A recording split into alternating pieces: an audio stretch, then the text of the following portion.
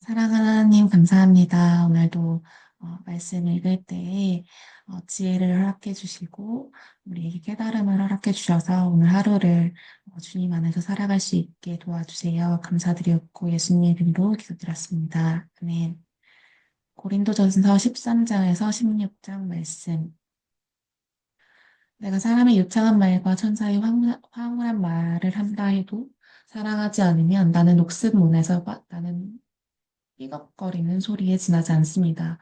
내가 하나님의 말씀을 힘차게 전하고 그분의 모든 비밀을 드러내고 모든 것을 대낮처럼 환히 밝혀도 또 내가 산에게 뛰어올라라 명하면 산이 그대로 뛰어오를 만큼의 믿음을 지니고 있어도 사랑하지 않으면 나는 아무것도 아닙니다. 내가 가진 모든 재산을 가난한 사람들에게 나누어 주고 순교자처럼 불살라질 각오를 하더라도 사랑하지 않으면 아무 소용이 없습니다. 내가 무엇을 말하고 무엇을 믿고 무슨 일을 하든지 사랑이 없으면 나는 파산한 사람이나 다름없습니다. 사랑은 절대로 포기하지 않습니다. 사랑은 자기보다 다른 사람에게 더 마음을 씁니다.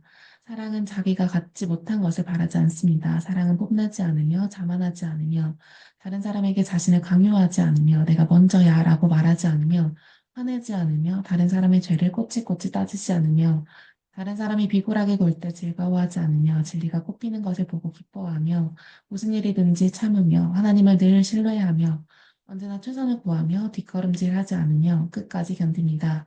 사랑은 절대로 사라지지 않습니다. 제 아무리 영감 넘치는 말도 언젠가는 사라지고 방언으로 기도하는 것도 그칠 것입니다. 이해력도 한계에 이르게 될 것입니다. 진리한 부분만 아는 우리가 하나님에 대해 말하는 것은 언제나 불완전합니다. 그러나 완전하신 그분이 오시면 우리의 불완전한 것들을 없애주실 것입니다. 내가 어머니의 품에 안긴 젖먹이었을 때에는 젖먹이처럼 오갈거렸지만 다 자라서는 그러한 어린아이 짓을 영원히 버렸습니다. 우리가 아직 모든 것을 분명하게 보지 못합니다. 우리는 안개 한가운데에서 눈을 가늘게 뜨고 그 속을 들여다봅니다. 그러나 머지않아 날이 맑게 개고 태양이 환히 빛날 것입니다. 그때가 되면 우리가 모든 것을 볼 것입니다. 하나님께서 우리를 보시는 것과 같이 모든 것을 또렷하게 보고 하나님께서 우리를 아시는 것과 같이 그분을 직접 알게 될 것입니다. 그러나 그 완전함에 이르기까지 우리는 다음 세 가지를 행함으로 향해 나아가야 합니다. 하나님을 꾸준히 신뢰하십시오. 흔들림 없이 소망하십시오. 아낌없이 사랑하십시오. 이 세 가지 가운데 있는 사랑입니다. 여러분의 생명이 사랑에 달려 있다는 듯이 온 힘을 다해 사랑의 삶을 추구하십시오. 하나님께서 여러분에게 주시는 선물을 열심히 구하십시오. 무엇보다도 하나님의 진리를 힘써 선포하십시오. 여러분이 자기만 아는 방언으로 하나님을 찬양하려면 하나님은 알아들으시지만 다른 사람은 알아듣지 못합니다. 여러분이 하나님과만 사귐을 갖고 있기 때문입니다. 그러나 여러분의 일상의 언어로 하나님의 진리를 선포하면 여러분은 다른 사람들도 그 진리에 참여하도록 한 것입니다. 그러면 그들도 자라고 튼튼해져서 여러분과 함께 그분의 임재를 경험하게 될 것입니다.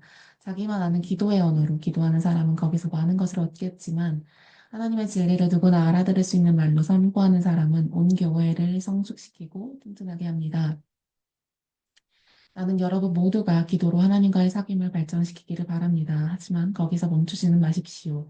다른 사람들을 찾아가서 하나님의 분명한 진리를 선포하십시오. 여러분이 말하는 것을 모든 사람의 유익을 위해 통역해주는 사람이 없다면 비밀한 기도의 언어로 하나님의 임재를 경험하고 구하기보다는 모든 사람이 알아들을 수 있는 언어로 하나님의 아는 지식과 그분의 사랑에 접근할 수 있게 하는 것이 더 중요합니다. 친구 여러분 생각해 보십시오.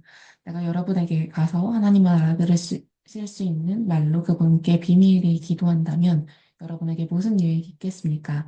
내게 어떤 통찰이나 진리나 선포나 가르침이 있더라도 누구나 알아들을 수 있는 말로 전하지 않으면 여러분에게 무슨 도움이 되겠습니까? 다른 플루트나 하프 같은 악기들이 각각 독특한 음색으로 조화를 이루며 연주되지 않는다면 우리가 어떻게 선율을 알아듣고 음악을 즐기겠습니까? 나팔 소리가 다른 악기 소리와 구분되지 않는다면 어떻게 전투 계시를 알릴 수 있겠습니까? 여러분이 아무도 알아듣지 못하게 말한다면 여러분의 입을 여는 것이 무슨 소용이 있겠습니까? 이 세상에는 수많은 언어가 있고 그 언어들은 저마다 누군가에게 뜻을 가지고 있습니다. 그러나 내가 그 언어를 알아듣지 못하면 그 언어는 내게 유익한 것이 아닙니다. 여러분의 경우도 다르지 않습니다. 여러분은 하나님이 하시는 일에는 열심히 참여하려고 하면서 어찌하여 교회 안의 모든 일들에게 이들에게 도움이 되는 일에는 주의를 기울이지 않는 것입니까? 자기만 아는 기도의 언어로 기도할 때는 그 경험을 혼자서만 간직하지 마십시오. 다른 사람들을 그러한 사귐으로 이끄는 안목과 능력을 구하십시오. 내가 방언으로 기도하면 내 영은 기도하겠지만 내 이성은 할 일 없이 놀 것이고 지성도 그만큼 약화될 것입니다. 그러면 무엇이 해결책이겠습니까? 답은 너무나 간단합니다. 둘 다 하십시오. 나라면 영적으로 자유롭고 풍성하게 기도하면서 동시에 신중하고 주의 깊게 기도하겠습니다. 영으로도 찬양하고 지성으로도 찬양하겠습니다. 여러분이 아무도 알아듣지 못하는 기도의 언어로 축복한다면 교회에 갓들어와 무슨 일인지 알지 못하는 사람은 언제 아멘 해야 할지 모를 것입니다. 여러분의 축복 기도는 더할 나위 없이 훌륭하겠지만 여러분은 그 사람을 아주 무시한 것이나 다름없습니다. 나는 우리에게 방언 기도라는 선물을 주셔서 그분을 찬양하게 하신 하나님께 감사를 드립니다. 그로 인해 우리는 그분과 놀라운 사귐을 갖게 되었습니다. 나는 여러분 가운데 누구보다도 방언 기도를 많이 합니다. 그러나 나는 사람들이 예배하러 모인 교회 안에 있을 때는 다른 사람들에게 횡설수설로 들릴 일만 마디 말을 하는 것보다 누구나 알아듣고 배울 수 있는 5마디 말을 하고 싶습니다. 아주 솔직하게 말씀드리면 나는 여러분이 어린아이처럼 생각하는 것에 화가 납니다. 얼마나 더 있어야 여기서 자라서 어른스럽게 생각하겠습니까? 어린아이처럼 악에 대해서는 잘 몰라도 괜찮습니다. 그런 경우에는 그저 안 돼 하고 말할 줄 알면 됩니다. 그러나 무언가에 대해 예 하고 말하려면 그 이상의 것이 필요합니다. 성숙하고 잘 훈련된 지성만이 여러분이 속임수에 빠지지 않도록 지켜줄 수 있습니다. 하나님께서 성경에 이렇게 말씀하셨습니다. 내가 낯선 방언과 낯선 사람의 입술로 이 백성에게 전해도 그들은 귀 기울여 듣지도 않고 믿지도 않을 것이다. 그러니 아무도 알아듣지 못하는 방언으로 말하는 것이 무슨 소용이 있겠습니까? 그것은 믿는 사람들에게 도움이 되지 않고 믿지 않는 사람들에게는 구경거리를 제공하여 그저 멍하니 바라보게 할 뿐입니다. 그러나 알아듣기 쉬운 말로 진리를 말하면 믿는 이들의 마음에 곧바로 다가갈 뿐 아니라 믿지 않는 이들에게도 거슬리지 않습니다. 여러분이 교회에 모여 있고 믿지 않는 사람들도 들어와 있는데 때마침 여러분이 알아들을 수 없는 방언으로 기도하고 있다면 그들이 듣다가 여러분이 미쳤다고 생각하고 서둘러 거기서 빠져나가지 않겠습니까? 그러나 믿지 않는 사람들 몇 명이 우연히 교회에 들어왔는데 여러분이 하나님의 진리를 알아듣기 쉽게 명확히 말하고 있다면 그들이 여러분의 말을 듣다가 진리를 접하고 자기 마음을 살피게 될 것입니다. 어느새 그들은 하나님 앞에 엎드려 하나님께서 여러분 가운데 계심을 인정하게 될 것입니다. 나는 여러분이 이렇게 하면 좋겠습니다. 예배하러 모일 때는 각자가 전체를 유익하게 할 만한 것을 준비하십시오. 찬송을 부르거나 가르치거나 이야기를 해주거나 기도를 인도하거나 영적으로 깨달은 것을 나누십시오. 방언으로 기도할 때는 두세 사람까지만 하되 그것도 여러분의 말을 통역할 사람이 있을 때에만 하십시오. 통역할 사람이 없거든 하나님과 여러분 사이에서만 하십시오. 모임에서는 두세 사람 정도만 말하고 나머지는 귀 기울여 듣고 마음에 새기십시오. 한 사람이 독차지하지 말고 차례를 지켜 말하십시오. 그리고 말하는 사람은 각자 기회를 얻어 하나님으로부터 받은 특별한 것을 말하십시오. 그러면 여러분 모두가 서로에게 배우게 될 것입니다. 말하기로 한 사람은 말하는 방식과 시간까지 책임지십시오. 우리가 바르게 예배하면 하나님은 우리를 무질서에 빠뜨리지 않으십니다. 하나님은 우리를 조화로 이끄십니다. 이것은 모든 교회에 예외 없이 해당하는 사안입니다. 아내들은 귀 기울여 들어야 할 시간에 이야기하거나 집에서 남편에게 물어봐도 될 질문을 던지면서 예배를 혼란스럽게 해서는 안 됩니다. 예배 시간에 지켜야 할 예절과 관습은 하나님의 율법이 적혀 있는 성경책이 지도해 줄 것입니다. 아내들은 예배 시간을 이용해 자기가 하고 싶은 말을 하려고 해서는 안 됩니다. 여러분은 자신이 옳고 그름을 판단하는 거룩한 예언자라도 된다고 생각하는 겁니까? 모든 것이 여러분 중심으로 움직인다고 생각하십니까? 여러분 가운데 어떤 사람이 하나님께로부터 할 말을 받았거나 할 일을 받았다고 생각한다면 내가 쓴 이 글을 유의해서 보십시오. 이것이 주님이 바라시는 방식입니다. 여러분이 이 규칙들을 따르지 않겠다면 미안한 말이지만 하나님께서도 여러분을 쓰시지 않을 것입니다.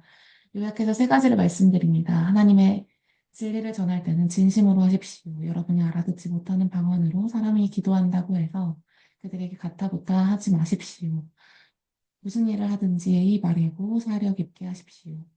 친구 여러분, 여러분과 함께 마지막으로 메시지를 점검해 보겠습니다.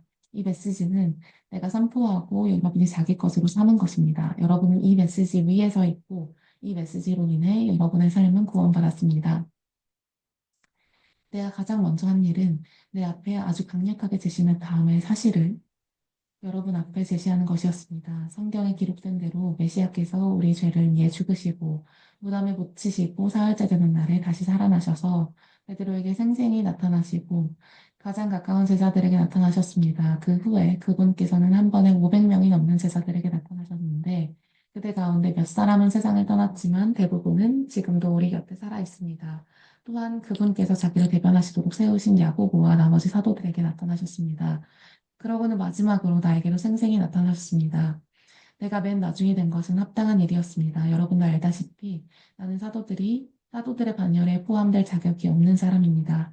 내가 하나님의 교회를 없애버리는 일에 혈안이 되어 젊은 시절 대부분을 허비했기 때문입니다.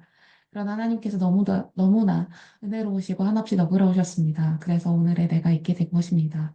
나는 그분의 은혜를 헛되지 않게 하지 않을 것입니다. 내가 다른 어느 누구보다 더 많은 일을 하려고 애쓰지 않습니까? 그렇다고 해도 내가 한 일은 그리 대단한 것은 아니었습니다. 하나님께서 내게 할 일을 주시고 감당할 힘도 주셨기에 내가 할 수 있었던 것입니다. 그러므로 여러분이 내게서 메시지를 들었든 다른 사람에게서 들었든 간에 그것은 같은 메시지입니다. 나나 그들이나 하나님의 진리를 전했고 여러분은 여러분의 삶을 맡겼습니다. 이제 나는 여러분에게 의미심장하면서도 어려운 질문을 던지려고 합니다. 여러분은 우리가 선포한 사실, 그리스도께서 죽은 자들 가운데서 다시 살아나셨다는 사실을 믿어서 신자가 된 것인데 사람들이 부활 같은 것은 없다고 말하도록 내버려 두다니 어찌 된 일입니까? 부활이 없다면 그리스도께서 살아나는 일도 없었을 것입니다. 그리스도의 부활이 없다면 우리가 여러분에게 전한 모든 것은 교묘한 속임수가 되고 여러분이 목숨을 걸고 잡은 모든 것도 교묘한 속임수가 되고 말 것입니다. 뿐만 아니라 부활이 없다면 우리는 하나님에 대해 뻔뻔한 거짓말을 늘어놓는 죄를 범한 셈이 되고 하나님께서 그리스도를 다시 살리셨다고 증언한 우리의 진술도 순전히 거짓말이 되고 말 것입니다. 죽은 자들이 다시 살아나는 일이 없다면 그리스도께서 다시 살아나는 일도 없었을 것입니다. 그분은 실제로 죽으셨기 때문입니다. 그리고 그리스도께서 다시 살아나지 않으셨다면 여러분은 지금도 예전처럼 어둠 속에서 길을 잃고 헤매고 있을 것입니다. 이것은 그리스도와 부활을 신뢰하며 죽은 이들에게 훨씬 불행한 일이 되었을 것입니다. 그들은 이미 무덤 속에 누워 있으니 말입니다. 우리가 그리스도에게서 얻은 것이 이 땅에서 잠시 사는 동안 우리는 작은 감동이 전부라면 우리야말로 정말 가엾은 사람들일 것입니다. 그러나 진실은 이렇습니다. 그리스도께서 다시 살아나셔서 장차 무덤을 떠날 수많은 사람들의 첫 유산이 되신 것입니다. 이것과 관련해 적절한 예를 들어보겠습니다. 처음에 죽음이 한 사람을 통해서 왔고 부활도 한 사람을 통해서 왔습니다. 아담 안에서 모든 사람이 죽은 것과 같이 그리스도 안에서 모든 사람이 살아납니다. 그러나 우리는 순서를 기다려야 합니다. 그리스도가 먼저이고 그 다음은 그리스도께서 다시 오시는 때에 그분과 함께하는 사람들입니다. 그리스도께서 다시 오시는 때에 장중한 완성의 때일 텐데 그때가 되면 그리스도께서 반대 세력을 부서뜨리고 그의 나라를 하나님 아버지께 넘겨드릴 것입니다. 그분께서는 마지막 원수가 쓰러질 때까지 멈추지 않으실 것입니다. 그 마지막 원수는 다름 아닌 죽음입니다. 시편 기자는 하나님께서 그들 모두를 낮추시고 하나님께서 그들 모두를 짓밟으셨다고 말했습니다. 하나님께서 그들 모두를 짓밟으셨다고 말할 때 모든 것을 짓밟으신 분께서 동시에 짓밟을 수 없다는 것은 자명한 이치입니다. 하나님께서 마침내 만물과 모든 일들을 다스리실 때 그 아들도 모든 이들의 자리로 내려가 그들과 함께 서서 하나님의 통치가 미치지 않는 곳이 없음을 증명해 보이실 것입니다. 완벽한 결말이 아닐 수 없습니다. 사람들이 죽은 자들을 위해 세례를 받는 이유가 무엇이라고 생각합니까?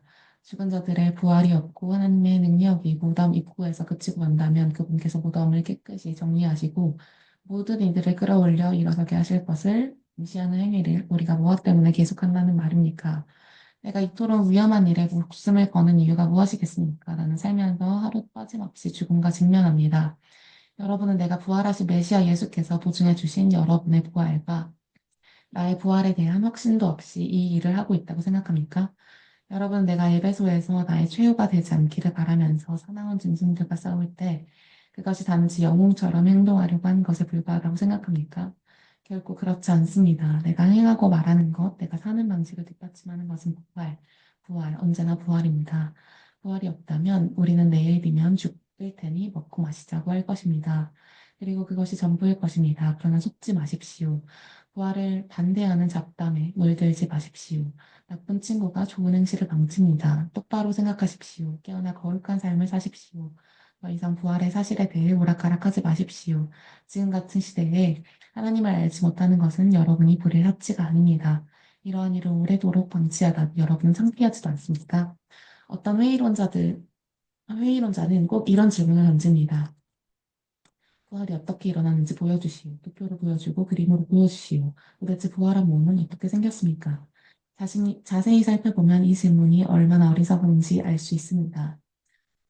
이런 일은 도표로 나타낼 수 없습니다. 우리는 이와 유사한 경험을 정원 일에서 찾아볼 수 있습니다. 죽은 것 같은 씨를 심었는데 이내 식물이 무성하게 자랍니다. 눈으로 볼 때 씨앗과 식물은 비슷한 점이 없습니다. 여러분은 토마토 씨를 보고 토마토가 어떻게 생겼을지를 헤아릴 수 없습니다. 우리가 흙 속에 심은 것과 거기서 옮튼 것은 똑같아 보이지 않습니다. 우리가 땅에 묻는 것은 몸과 그 몸에서 비롯된 부활한 몸도 전혀 다른 모습일 것입니다. 몸의 종류도 놀랄 만큼 다양하다는 것에 주목해 보십시오. 씨앗의 종류가 여러 가지이듯이 몸의 종류도 여러 가지입니다. 사람의 몸도 있고 동물의 몸도 있고 새의 몸도 있고 물고기의 몸도 있습니다. 저마다 독특한 형태의 몸을 가지고 있습니다. 땅에 있는 다양한 몸뿐만 아니라 하늘에 있는 해와 달과 별들과 같은 다양한 천체들도 그 아름다움과 밝기가 각기 다르고 다양합니다. 그것을 보는 것만으로도 부활의 영광이 얼마나 다양한지를 어렴풋하게나마 알 수 있습니다. 우리는 부활 이전의 씨를 보고 있을 따름입니다. 그러니 부활이라는 식물이 어떤 모습일지 누가 상상할 수 있겠습니까? 죽은 것 같은 씨를 심었는데 살아있는 식물을 거둡니다. 이 이미지는 기껏해야 밑그림 정도에 불과하지만 부활의 몸의 비밀에 접근하는 데 도움이 될 것입니다. 다만 다시 살아나면 영원히 살아나 영원히 살게 된다는 것을 마음에 새겨야 합니다. 죽어서 묻힌 몸은 아름답지 않지만 다시 살아난 몸은 영광스럽습니다. 약한 것을 심었는데 강한 것이 싹틉니다. 뿌린 씨는 자연의 것인데 거기서 자란 것은 자연 너머의 것입니다. 씨도 같은 씨이고 몸도 같은 몸이지만 그것이 육체로 죽어 묻힐 때와 영원한 영의 생명으로 다시 살아날 때 그 차이는 실로 엄청납니다. 성경에서 이 순서를 따라가 보겠습니다. 첫 번째 아담은 생명을 얻었고 마지막 아담은 생명을 주는 영이 되었습니다. 육체의 생명이 먼저 오고 영적인 생명은 그 다음에 옵니다. 기초는 흙으로부터 단단히 빚어졌지만 최종 완성은 하늘로부터 옵니다. 첫 번째 사람이 흙에서 난 이래로 사람들은 땅에 속한 사람이 되었습니다. 두 번째 사람은 하늘에서 났고 사람들은 이제 하늘에 속한 사람이 될 수 있습니다. 이제껏 우리는 땅에 뿌리를 두고 살아왔지만 이제는 하늘에 속한 것을 목표로 삼아야 합니다. 친구 여러분, 내가 강조하고 싶은 것은 이것입니다. 땅에 속한 우리의 삶은 그 본성상 우리를 하나님 나라로 인도해 주지 못합니다. 그 삶의 자연스러운 본성은 죽음입니다. 그러니 그 삶이 어떻게 마지막에 가서 자연스럽게 생명의 나라에 들어갈 수 있겠습니까? 그러나 나는 여러분에게 나도 다 이해하지 못하는 놀라운 비밀을 알려드리겠습니다. 우리는 모두 죽지 않고 변화될 것입니다. 여러분이 모든 소리를 잠재울 나팔 소리를 듣고 위를 쳐다보며 눈을 깜빡이는 순간 그 일은 끝날 것입니다. 나팔 신호가 하늘로부터 울리면 죽은 자들이 무덤을 박차고 일어나서 죽음의 힘이 미치지 못하는 곳, 다시는 죽을 일이 없는 곳에 이르게 될 것입니다. 그와 동시에 우리도 그들과 똑같은 방식으로 모두 변화될 것입니다. 부활 계획표에는 다음과 같은 일이 일어나도록 되어 있습니다. 모든 썩은 것이 썩지 않을 것으로 바뀌고 죽을 수밖에 없는 것이 죽지 않을 것으로 바뀔 것입니다. 그때가 되면 다음의 말씀이 이루어질 것입니다. 생명이 죽음을 삼키고 승리를 거두었다. 오 죽음아, 누가 최종 결정권을 쥐었느냐? 오 죽음아, 이제 누가 너를 두려워하겠느냐? 죄가 죽음을 두려운 존재로 만들었고 율법의 죄책이 죄에게 권세와 파괴력을 주었습니다. 그러나 생명이신 분의 단 한 번의 승리로 그 세 가지 죄와 죄책과 죽음 이 모두 사라지게 되었습니다. 이 모두가 우리 주 예수 그리스도의 선물입니다. 그러니 하나님께 감사드리십시오. 사랑하는 친구 여러분, 우리를 위해 이루어진 이 모든 일을 기억하고 굳게 서서 흔들리지 마십시오. 주저하지 마십시오.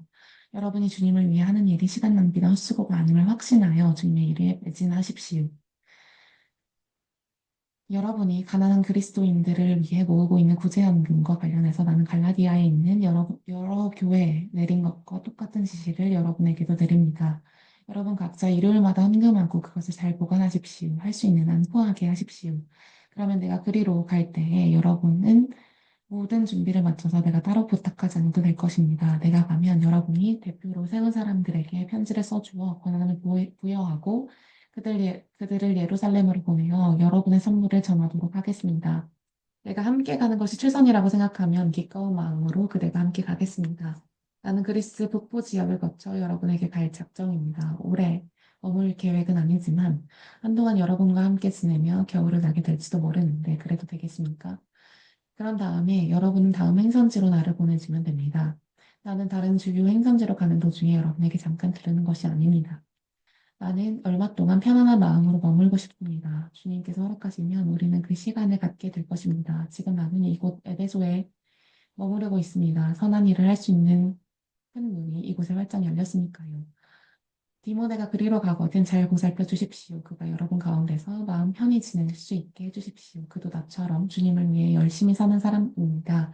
그를 엿보는 사람이 엿게 하십시오. 그리고 얼마 후에 여러분의 축복과 함께 그를 내게 보내주십시오. 내가 그를 기다리고 있다고 전해주십시오. 그와 함께 하던 벗들도 그를 기다리고 있습니다. 우리의 벗 아볼로에 관해서 말씀드리면 나는 그가 여러분을 방문할 수 있게 하려고 최선을 다했습니다. 그러나 아직 그를 설득하지 못했습니다. 지금은 적절할 때가 아니라고 생각하는 것 같습니다. 그러나 적절한 때가 올 것입니다. 깨어 있으십시오. 여러분의 믿음을 굳게 붙잡으십시오. 전력을 다하십시오. 확고해지십시오. 쉬지 말고 사랑하십시오. 친구 여러분, 나의 부탁을 들어주기 바랍니다. 스테바나 가족에게 특별한 관심을 기울여 주십시오. 여러분도 알다시피 그들은 그리스에서 얻은 첫 번째 회심자들입니다. 회심 이후로 그들은 그리스도인들을 섬기는 일에 헌신해 왔습니다. 내가 여러분이 이런 사람들을 존중하고 존경하기를 바랍니다. 그들은 바람직한 일이 무엇이며 그 일을 어떻게 해야 하는지 보여주는 동료의 일꾼입니다. 나는 스테파나와 부드나도와 아가이고가 나와 함께 있게 되어 얼마나 기쁜지 모릅니다. 그들이 내가 여러분과 함께 하지 못해 아쉬워하는 마음을 어느 정도 채워주고 있습니다. 그들이 여러분과 나 사이에 소식을 전해주어 내 기운을 북돋아 주었습니다. 이런 사람들이 여러분 가운데 있음을 자랑으로 여기십시오. 이곳 서아시아에 있는 교회들이 여러분에게 안부를 전합니다. 아골라와 브리스길라 그리고 그들의 집에 모이는 교회가 안부를 전합니다. 이곳에 있는 모든 것들이 안부를 전합니다. 거룩한 포옹으로 주의 안부를 전해주십시오. 나 바울이 친필로 안부를 전합니다. 누구든지 주님을 사랑하지 않는 사람이 있으면 그를 내쫓으십시오. 주님을 위한 자리를 마련해 두십시오. 그러나 생명이신 분의 단 한 번의 승리로 그 세 가지 죄와 우리 주 예수 그리스도께서 여러분에게 두 팔을 활짝 벌리고 계십니다. 나는 메시아이신 예수 안에서 여러분 모두를 사랑합니다. 아멘.